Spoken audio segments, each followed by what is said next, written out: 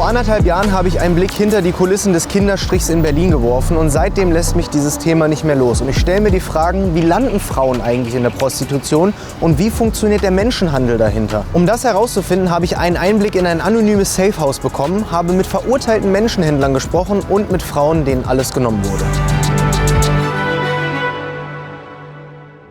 Solche Geschichten lassen einen oft sprachlos zurück. Nichtsdestotrotz ist es natürlich super wichtig, dass wir gerade solche Recherchen auch umsetzen können und das geht nur mit Unterstützung. Dieses Mal zum Glück wieder von Motatos, denn die setzen auch ein Zeichen gegen ein wichtiges Problem, nämlich Lebensmittelverschwendung.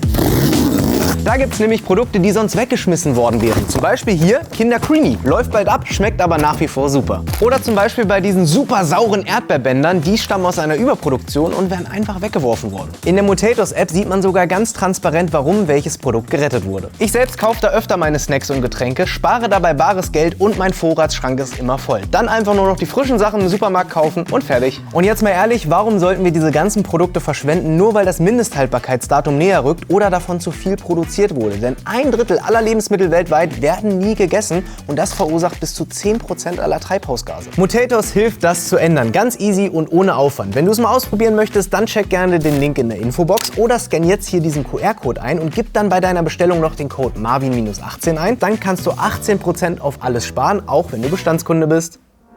Heute starten wir da, wo für einige Opfer von Menschenhandel eine dramatische Reise zu Ende geht, nämlich in einem anonymen Safehouse in Rumänien. Denn wir müssen uns mal vergegenwärtigen, dass natürlich viele Menschen freiwillig der Prostitution nachgehen oder mit Erotik ihr Geld verdienen. Aber auf der anderen Seite gibt es noch viel mehr Menschen, die nach Deutschland verschleppt werden und dort zur Prostitution gezwungen werden. Und wirklich nur die wenigsten schaffen es, vorher zu fliehen und hier ein Versteck und Hilfe zu bekommen. Und das Safehouse ist tatsächlich so anonym, dass wir selber gar nicht wissen, wohin die Reise gleich geht. Wir werden hier gleich von einem Auto abgeholt, dem wir einfach erstmal stur folgen sollen.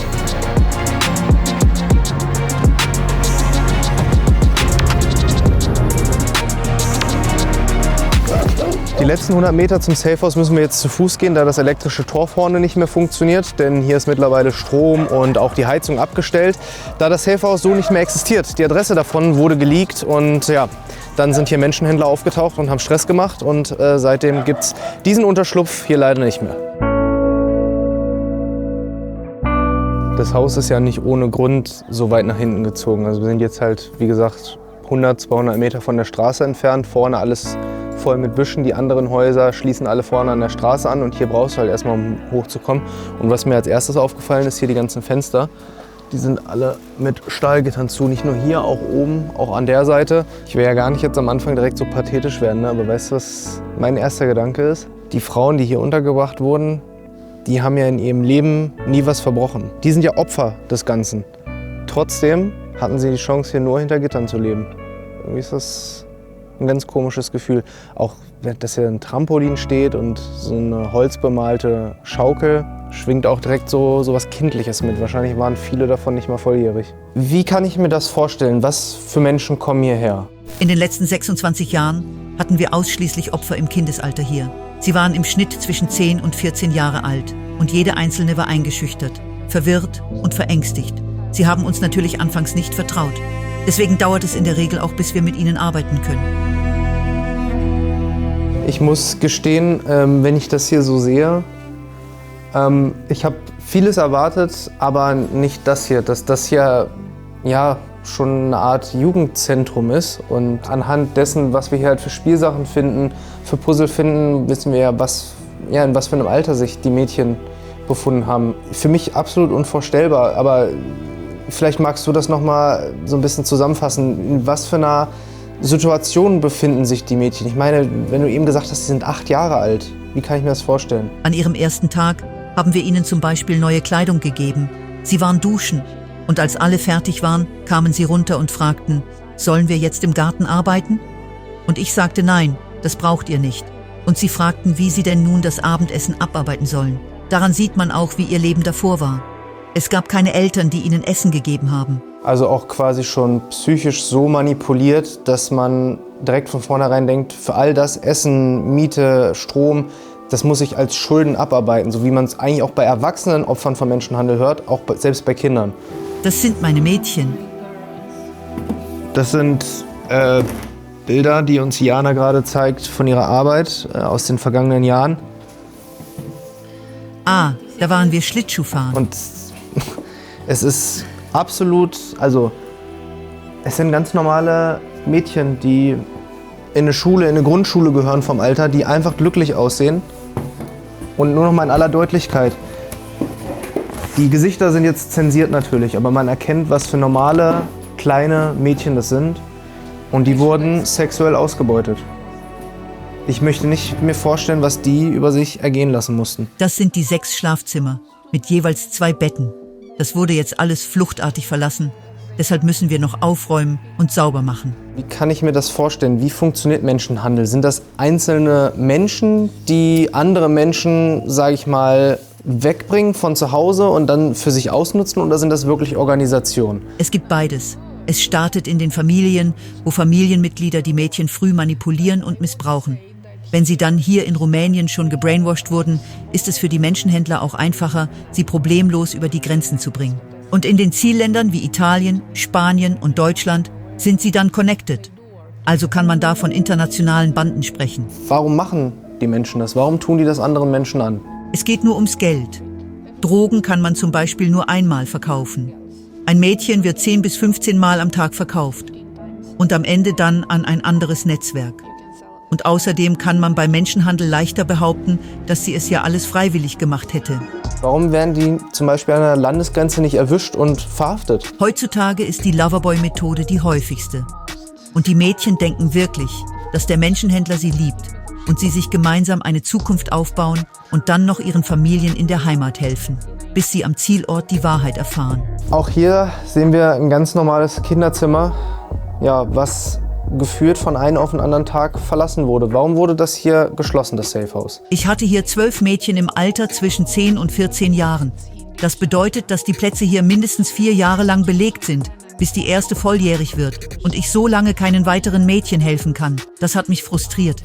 Ich habe 4, 5 Jahre öffentlich dafür gekämpft, dass weitere Unterkünfte eröffnet werden. Aber es scheitert immer am Geld, da der Staat uns nicht unterstützt. Deshalb arbeite ich gerade an einer anderen Strategie, um mehr Mädchen gleichzeitig zu erreichen und sie aufzuklären.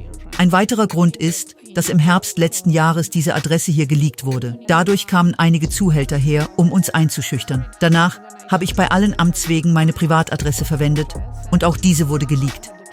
Dann sind sie zu mir gekommen und haben mein Haus und mein Auto demoliert. Das hat mich ausgelaugt. Deswegen musste ich es schließen und arbeite jetzt an einer anderen Strategie. Nachdem wir jetzt so viel über das Leben dieser Mädchen gelernt haben, was für schreckliche Dinge ihnen passiert sind, hast du noch Hoffnung? Hast du in den letzten Jahren irgendwas beobachtet, was dir Hoffnung gibt? Ja, da Rumänien Teil der EU ist, werden Gesetze verschärft. Aber jeder weiß, dass viele Polizisten hier korrupt sind. Allerdings ist auch die Politik involviert. Die halten denen den Rücken frei. Wenn Menschenhändler vor Gericht kommen und am Ende freigesprochen werden, wird niemandem geholfen. Ich finde es nach wie vor unvorstellbar, dass Kinder teilweise im Grundschulalter mitten in Europa gefügig gemacht und auf den Strich geschickt werden. Aber die Zahlen spiegeln das auch wider. Die Vereinten Nationen haben eine Statistik erhoben, wo es heißt, dass 2/3 der Opfer von Menschenhandel in Südosteuropa tatsächlich für sexuelle Ausbeutung verschleppt werden und 1/4 aller identifizierten Opfer sind Kinder. Aber nicht nur Kinder werden unter falschen Vorwänden in die Falle gelockt. Das passiert auch erwachsenen Frauen, wie zum Beispiel Alexandra. Sie wurde unter dem Vorwand nach Deutschland gelockt, sie könne hier als Kellnerin ein neues Leben beginnen. Doch dann kam alles anders. Wie kann ich mir die Situation vorstellen? Von wem wurdest du angesprochen und wie wurdest du quasi angeworben? Ich habe damals ganz normal gearbeitet und leider wurde meine Mutter dann sehr krank. Deshalb brauchte ich Geld. Das habe ich dann auf einer Feier meiner Universität einer alten Freundin erzählt. Und die hat mir dann gesagt, dass sie Leute in Deutschland kennt, die dort arbeiten und viel Geld verdienen. Im Restaurant oder im Massagesalon. Sie hat mir Fotos gezeigt und ich konnte mit den Leuten von den Bildern sogar telefonieren. Das war alles sehr real. Kannst du uns beschreiben, wie dann deine Reise verlaufen ist und vielleicht erinnerst du dich auch noch an den ersten Tag, als du dann in Deutschland warst. Wie ist das abgelaufen? Meine damalige Freundin hat mir dann ein Visum und das Flugticket besorgt. Dann bin ich erst in Amsterdam gelandet und musste dort 5 Tage warten. Dann wurde ich in den Zug gesetzt und bin nach Deutschland gefahren. Am Bahnhof wurde ich abgeholt und wir sind noch 2 Stunden bis zum Haus der Täterin gefahren. Wir sind durch den Hintereingang rein. Deswegen habe ich nicht sofort bemerkt, dass es ein Bordell war. Drinnen sagte man mir, dass ich ab jetzt meine Schulden abarbeiten muss. Du hast jetzt gerade gesagt, du musst Schulden abarbeiten. Woher kommen jetzt auf einmal die Schulden? Wie kann ich mir das vorstellen? Sie sagten mir, dass ich die Flug- und Visumskosten zurückzahlen muss. Außerdem das, was die Betreiberin meiner damaligen Freundin bezahlt hat. Das waren insgesamt 35.000 Euro. Aber man sagte mir auch nicht, wie viel ich dort verdienen würde. Deswegen wusste ich auch nicht, wie lange ich da bleiben muss. Von außen sah es aus wie ein großes Familienhaus. Aber drinnen war es anders. Wir waren 4 Frauen und eine Transfrau. Gab es jemals die Situation, wo du alleine rausgehen konntest und vielleicht auch darüber nachgedacht hast, einfach abzuhauen? Ich hatte es mal versucht und einem Kunden auf Englisch gesagt, dass ich hier nicht freiwillig bin und Hilfe brauche. Doch statt mir zu helfen, hat er der Betreiberin alles verraten. Daraufhin gab es Ärger. Nicht nur für mich, sondern für alle Frauen dort. Sie haben uns bedroht und die Pässe abgenommen. Wir konnten nirgendwo alleine hingehen oder nur daran denken zu fliehen. Sollen wir eine Pause machen? Ja, dann machen wir kurz Pause. Ich muss sagen, das ist auch so der Punkt, wo ich am meisten schlucken muss, ne? Ja. Können wir das kurz noch mitnehmen? Weil ich finde es wirklich gerade wichtig, mal zu sagen, dass dieser Punkt, dass dort Männer hingehen, sie sich denen öffnet und sagt, hallo, ich werde hier gerade dazu gezwungen, das zu tun. Und die einzige Reaktion ist dann zu sagen, sorry, du willst hier nicht das machen, wofür ich gerade bezahlen möchte, ich gehe dich verpetzen und sie dadurch noch Konsequenzen hat. Das ist ganz abartig. Jetzt wollen wir dann natürlich auch über den Weg da raus sprechen. Wie hast du es angestellt? Wie hast du es geschafft, aus diesem Teufelskreis rauszukommen, von dem so viele Menschen sagen, dass es eigentlich unmöglich ist? Nach 2 bis 3 Monaten hat mir die Transfrau aus dem Bordell geholfen. Eines Tages hat sie mir gesagt, dass ich jetzt ganz schnell meine Sachen packen muss und in 5 Minuten rausrennen soll. Dort wartete dann ein Mann, der mich nach Berlin gebracht hat. Das, was Alexandra erzählt, das ist kein Einzelfall. Das passiert jeden Tag, auch bei uns in Deutschland. Und wir haben lange zu diesem Thema recherchiert und haben auch lange probiert, mit einem echten Menschenhändler in Kontakt zu kommen. Und heute ist es tatsächlich soweit. Und ich möchte von ihm wissen, ist er sich eigentlich bewusst, was er diesen Frauen angetan hat? Und um einen kleinen Einblick in diese Strukturen zu bekommen, bin ich heute in der Justizvollzugsanstalt in Giurgiu. Das ist etwa 1,5 Stunden von Bukarest entfernt. Und im Vorhinein habe ich mich natürlich auch ein bisschen mit Täterrhetorik auseinandergesetzt. Denn die meisten verurteilten Menschenhändler argumentieren natürlich damit, dass sie nur helfen wollten. Darauf bin ich vorbereitet und ich bin gespannt, ob es auch hier so der Fall sein wird. Zuerst einmal wäre es natürlich schön, wenn du dich vorstellst, wie sah dein Leben vor der Haft aus, wie sah die Arbeit aus und wie bist du am Ende hier gelandet? Ich hatte früher einen ganz normalen Job, ein normales Leben. Ich war Taxifahrer. Dann habe ich ein paar Frauen kennengelernt. Die haben mich gefragt, ob ich mit ihnen nach Deutschland kommen kann, um auf sie aufzupassen. Okay, also war die Situation gar nicht so, dass du Frauen angeworben hast, für dich anschaffen zu gehen, sondern ganz im Gegenteil, die Frauen haben dich gefragt, ob du auf sie aufpassen kannst, während sie das Geld nach Hause bringen. Habe ich das richtig verstanden? Ja, genau. Sie haben mich gefragt, ob ich helfen kann. Zuerst waren es 3 Frauen. In Deutschland wurden es mit der Zeit 14 Frauen, auf die ich aufgepasst habe. Zuerst in Aachen. Dann gab es da aber Stress mit den Albanern und wir sind nach Köln geflohen. Vielleicht kannst du uns ja mal so ein bisschen mitnehmen in so einen typischen Alltag. Morgens gab es für alle Frühstück. Danach sind wir spazieren gegangen oder shoppen. Und die Mädchen, die arbeiten wollten, gingen arbeiten bis 5 oder 6 am nächsten Morgen. Das Ganze klingt ja jetzt erstmal relativ normal. Also man fährt nach Deutschland, arbeitet dort und hat die Frauen, die das alle freiwillig machen, die ja sogar dich eingeladen haben mitzumachen. Da stelle ich mir natürlich die Frage, warum bist du hier? Warum bist du jetzt in Haft? Also in Deutschland ist Prostitution erlaubt. In Frankreich und Spanien ist es illegal. Und dort hat sich ein Mädchen in einen anderen Zuhälter verliebt. Um uns zu verlassen, ist sie zur Polizei gegangen. Und sie hat denen erzählt, dass wir sie geschlagen und zur Prostitution gezwungen hätten. Sie wurde von der anderen Gruppe beeinflusst. Ich bin zwar nicht unschuldig, aber ich bin nicht so schuldig, wie es nach außen dargestellt wird. Ich wurde in Spanien in 3 Fällen verurteilt. Menschenhandel, illegale Prostitution und Vergewaltigung. Für jedes Urteil habe ich 7 Jahre bekommen, also insgesamt 21 Jahre Haft. Ich bin schuldig, weil ich dort mitgearbeitet habe, weil ich die Mädchen zur Arbeit gebracht und abgeholt habe. Aber ich habe sie nie misshandelt oder geschlagen. Okay, also an den Vorwürfen, dass sie von euch zusammengeschlagen wurde, unter Druck gesetzt wurde, ihr vielleicht auch Kontrolle über sie hattet, ist nichts dran, das hat sie sich alles ausgedacht und es gibt auch keine anderen Frauen, die sowas erlebt haben könnten. Ich hätte sie vielleicht nicht so unter Druck setzen dürfen. Ihr ein paar mehr Urlaube in Rumänien erlauben sollen. Aber es waren alles ganz normale Streits, wie in jeder anderen Familie auch. Ich meine, wir müssen natürlich bei den Fakten bleiben. Ich habe hier jetzt nicht deine Akte vor mir, kann nicht beweisen, dass es nicht so war, aber in 99% der Fälle dürfen die Frauen sich natürlich nicht aussuchen, wann sie arbeiten, dürfen sich nicht aussuchen, mit wem sie arbeiten, werden unter Druck gesetzt, entweder psychologisch oder mit Gewalt. Vielleicht, um noch mal ein bisschen anders daran zu gehen, die Frage, wenn du eine Tochter hättest oder hast, würdest du dir wünschen, so wie du mit denen zusammengearbeitet hast, dass es ihr passiert? Ich habe Nichten und Schwestern und ich würde mir natürlich nicht wünschen, dass sie in solche Kreise geraten. Ich weiß gar nicht, wo ich anfangen soll. Also wir sitzen hier jemandem gegenüber, der für 21 Jahre verurteilt wurde für Menschenhandel, Prostitution und Vergewaltigung. Und er versucht uns halt allen Ernstes zu erzählen, dass er, Zitat, gar nicht so schuldig ist, wie alle annehmen, dass es alles unter Freiwilligkeit passiert wäre, dass die Frauen ihn gebeten hätten, denen zu helfen, ihnen Schutz zu geben, und am Ende war er mit insgesamt 14 Frauen in Deutschland unterwegs und hat sie für sich anschaffen lassen. Das zeigt natürlich vor allem so ein bisschen, wie die Psychologie funktioniert, ne? Dass man sich selbst und allen anderen gar nicht eingesteht, dass da irgendwas falsch gelaufen ist, sondern dass das ganz normale Arbeit war und dass das ganz normale Verhältnisse sind, dass man Frauen unter Druck setzt, auf den Strich schickt und sich daran bereichert. Und wenn halt eine aussteigen möchte, dann ist es nicht, weil sie unter Druck gesetzt wurde oder das alles nicht mehr möchte, sondern weil sie ein, Zitat, Komplott gegen ihn gebildet haben und sich mit anderen verbündet hat. Und ich bin mir einfach sehr, sehr sicher, dass das alles natürlich nicht ganz der Wahrheit entspricht, denn als wir eben das Interview beendet haben und er schon auf dem Weg raus war und das Mikrofon nicht mehr dran hatte, ja, sagte er lächelnd noch, ja, übrigens, alle Straßenstriche, alle Fenster in Deutschland werden von Gangs aus Rumänien und Albanien kontrolliert. Und ich finde, das spricht wirklich Bände. Wir sind jetzt erstmal kurz rausgegangen, um eine kurze Pause zu machen und das erstmal alles sacken zu lassen. Jetzt haben wir gleich noch ein zweites Interview mit einem weiteren Menschenhändler, der zu einem größeren Netzwerk gehört hat. Und ich bin mal sehr gespannt, wie er heutzutage seine Taten beurteilt. Hallo. Hi. Marvin. Hi. You can take a seat over there. Als erstes würde mich natürlich mal interessieren, wie sah dein Leben vor dem Gefängnis aus? Und was hast du gemacht, um hier zu landen? Ich bin in einer armen Gegend in Bukarest aufgewachsen. Da war Prostitution an der Tagesordnung. Als 13- oder 14-Jähriger kriegt man mit, dass man damit Geld machen kann. Dann habe ich mitgemacht.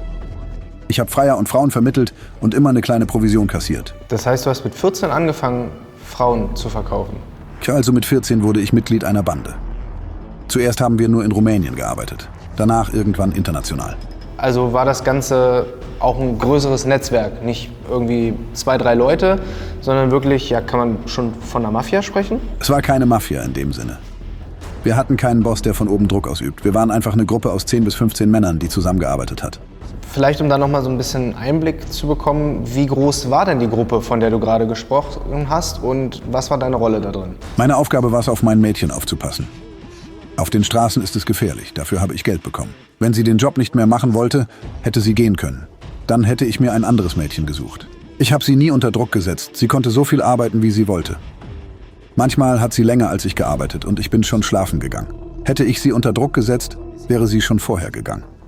Wenn du mir natürlich erzählst, dass das alles freiwillig passiert ist, sie die Wahl hatte, wie lange sie arbeitet, mit wem sie arbeitet, wann sie Urlaub macht, klingt das ja alles legal. Warum bist du dann im Gefängnis? Irgendwann wurde ein Komplott gegen mich geschmiedet. Die Polizei ist gegen uns vorgegangen und mein Handy wurde 6 Jahre lang abgehört. Deshalb haben sie mich gekriegt. 6 Jahre Handyüberwachung bekommt man natürlich aber auch nicht von jetzt auf gleich. Was war denn der Auslöser dafür? Sie hat sich dann in einen anderen verliebt und wollte mich loswerden. Und was macht man, um einen Mann zu bestrafen? Sie rennt zur Polizei und behauptet, ich hätte sie zur Prostitution gezwungen und sie geschlagen. Aber es macht doch keinen Sinn. Ich würde doch nicht meine eigene Bank schlagen. Also jetzt haben wir ja sehr viel über dich gesprochen. Jetzt würde ich natürlich auch gerne mal über die Frauen sprechen, die ihr in eurer Organisation auf den Strich geschickt habt. Weißt du, mit wie vielen Männern jetzt zum Beispiel deine Frau schlafen musste? Weißt du, was für Tätigkeiten sie nachgehen musste? Was sie über sich ergehen lassen musste? Wo sie vielleicht auch mal über eine Grenze gegangen ist, die sie gar nicht wollte? Wir waren wie ein normales Paar. Wenn man uns auf der Straße gesehen hat, hätte man nie gedacht, dass sie eine Prostituierte ist. Ich habe sie nie gezwungen, ich habe sie nie belogen und ich habe ihr nie mehr Geld abgenommen als nötig.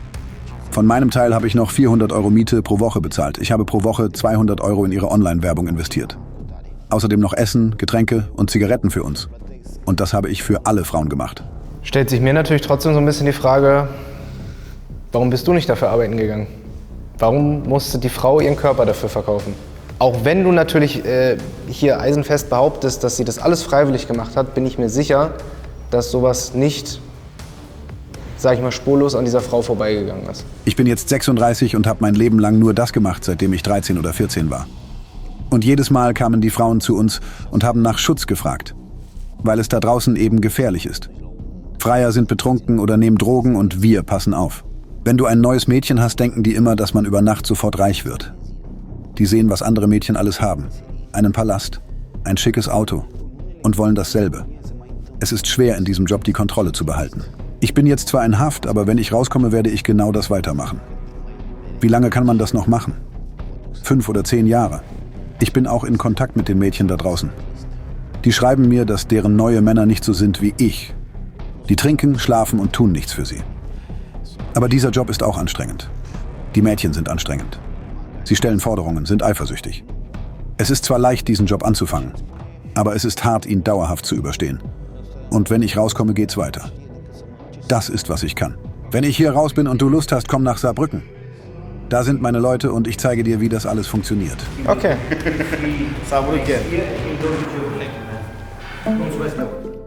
Macht es natürlich total schwer, das jetzt zu beurteilen. Ich meine, der Typ erzählt uns, dass sein Handy 6 Jahre lang überwacht wurde, dass er jetzt verurteilt wurde für Prostitution und Menschenhandel und sitzt hier halt und sagt felsenfest, das stimmt alles gar nicht. Also die Frau, die er die jahrelang anschaffen geschickt hat, hätte das alles freiwillig getan. Am Ende sei er nur durch einen Zufall verhaftet worden, weil ein Freund im Auto saß, der ein minderjähriges Mädchen auf den Strich geschickt hat und er wüsste davon gar nichts. Dann sitzt er hier und sagt lachend, am Ende wäre er das Opfer des Ganzen, weil er ja diesen psychologischen Druck aushalten musste, weil Frauen ja so anstrengend seien. Und alleine der Fakt, dass er die Frau, die er einfach auf den Strich geschickt hat, dass er sie Bank nennt. Meine Bank hat für mich gearbeitet. Das macht das alles sehr schwer erträglich und dabei lacht er einem noch ins Gesicht und eben beim Verabschieden sagt er einem noch, ja, wir sehen uns in 1 Jahr zurück in Saarbrücken, dann bin ich wieder am Start. Ja, es gibt Menschen, die sind einfach unbelehrbar und ich glaube wirklich, dass er auch wirklich uns nichts vorgespielt hat, sondern wirklich felsenfest davon überzeugt ist, dass er nichts falsch gemacht hat, sondern dass es ganz normale Arbeit gewesen wäre. Wir sind jetzt auf dem Weg nach Focșani, das ist so circa 2,5 Stunden von Bukarest entfernt und dort treffe ich mich mit Larissa. Sie ist überlebende zweier Menschenhändler und musste für diese in Nürnberg ihren Körper verkaufen. Es hat alles angefangen, als mich mein Stiefvater das erste Mal missbraucht hat. Danach bin ich weggelaufen, aber die Polizei hat mich geschnappt und wieder nach Hause gebracht. Und als ich da ankam, war noch ein anderer Mann da, der mich später verschleppt hat. Später habe ich herausgefunden, dass mein Stiefvater diesen Mann extra organisiert hat, damit er mich aus unserer Familie rausholt. Dadurch konnte die Polizei meinen Missbrauchsfall nicht weiterverfolgen. Das war von ihm so geplant. Als nächstes hat mein Zuhälter online eine Werbeanzeige geschaltet, dass ich Sex gegen Geld anbieten würde. Daneben ein Foto von mir, ähnlich wie eine Verkaufsanzeige. Was ist dann als nächstes passiert? Ich meine, eine Anzeige steht online. Wie hat sich das dann entwickelt? Da meine Nummer in der Anzeige drin war, haben mich dann immer wieder Männer angerufen. Aber als ich dann gehört habe, dass ich mich prostituieren soll, habe ich einfach aufgelegt. Als mein Zuhälter das dann erfahren hat, hat er mich bedroht und gesagt, dass er meine Familie umbringt. Irgendwann habe ich dann aus Angst nachgegeben. Wie alt warst du zu dem Zeitpunkt? Damals war ich 15. War das alles in Rumänien? Weil du wurdest dann ja auch, sage ich mal, ins Ausland verschleppt. Wie kam das zu der Situation? Zunächst musste ich hier in Rumänien anschaffen. Am Tag, als ich 18 wurde, haben sie mich über die Grenze nach Deutschland gebracht. Also im Grunde genommen ist es ja wirklich genau dieses Klischee, man wird in der Heimat so lange misshandelt, bis man dann 18 ist, über die Grenze gebracht wird und dann ist man dem Ganzen ja schon so ausgeliefert und gebrainwashed, dass man gar nichts mehr dagegen tun kann. Wie sah dein Alltag in Deutschland aus? Ich habe in einem legalen Bordell gearbeitet. Mein Tag sah immer gleich aus. Frühstück, Kunden, Mittag, Kunden, abends wurde das Geld abgeholt und dann sind die wieder gefahren. Der Pächter des Bordells hat das natürlich gewusst, aber immer so getan, als wäre es normal. Irgendwann habe ich das nicht mehr ausgehalten und mich gegen die Freier gewehrt. Das hat dann der Pächter meinen Zuhältern erzählt und dann wurde ich eingesperrt. Kannst du mal beschreiben, dass die Leute, die das Video sehen, verstehen können, was für ein schreckliches Leben du da durchmachen musstest? Was war für dich der schlimmste Tag, der dir passiert ist? Die schlimmsten Dinge sind eigentlich die, die man mit ansehen muss. Einem Mädchen wurde ein Gerät eingeführt, mit dem man normalerweise Teddybären befüllt. Später haben sie ihr Öl ins Gesicht geschüttet und sie damit verbrannt. Ein Mädchen wurde nach so einer Aktion bei mir im Zimmer eingesperrt.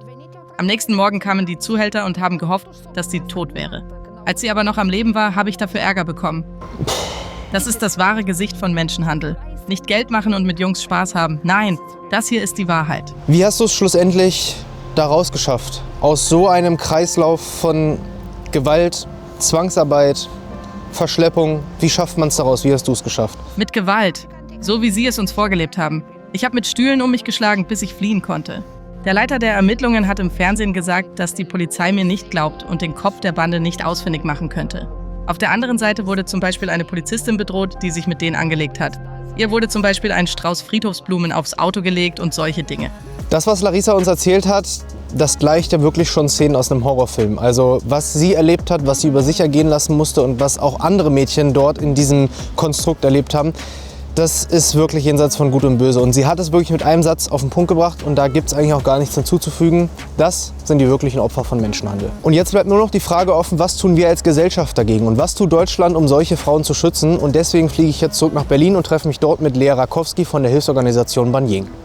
Warum gehen die Menschen nicht einfach von den Menschen, die sie quasi in diese Ausbeutung treiben? Warum sagt man nicht einfach, ich merke, mir tut das nicht gut, die Schulden, die ich angeblich angehäuft habe, die werden nicht weniger. Tschüss. Man stellt sich so Menschenhandel vor, dass die Leute angekettet sind und geschlagen werden. Aber oft sind die Ketten nicht physisch da, aber sie sind trotzdem da. Wenn man zum Beispiel in einem Land ist, wo man sich überhaupt nicht auskennt, wo man die Sprache nicht spricht, seinen Ausweis nicht mehr hat, seinen Pass nicht mehr hat, wenn die Person dir noch dazu sagt, dass niemand dir helfen wird, dass die Behörden rassistisch sind und dir nicht helfen werden, dass die Gesellschaft außen gefährlich ist. Druck wie, wenn du weggehst, dann passiert was deiner Familie im Herkunftsland. Das ist auch ein großes Thema. Und dann machen sie das so weiter, bis sie an einen Punkt kommen, wo sie das nicht mehr akzeptieren und da wirklich nicht mehr können. Ich habe oft die Frage, ob das wirklich in Deutschland passiert, ob das nicht irgendwo in Bangladesch, in Indien, aber doch nicht hier in Deutschland stattfindet. Also es gibt wirklich einen Mangel an Sensibilisierung von der Gesellschaft allgemein, aber auch von der Polizei, von den SozialarbeiterInnen, also alle möglichen Akteure. Und dann muss man sich schon fragen, ob es vielleicht auch einen Mangel an Interesse gibt, weil es betrifft ja auch Menschen, die auch sehr unsichtbar sind und die jetzt vielleicht nicht in der Gesellschaft so als Priorität gesehen werden. Es sind vor allem auch viele Menschen, die im Niedriglohnsektor arbeiten. Kann man sich auch die Frage stellen, wie viel davon auch profitieren von dieser sehr, sehr günstigen Arbeitskraft in der Fleischindustrie, im Baugewerbe. Natürlich gibt es einen Grund, warum man die Leute so wenig bezahlt. Davon profitieren ja auch viele.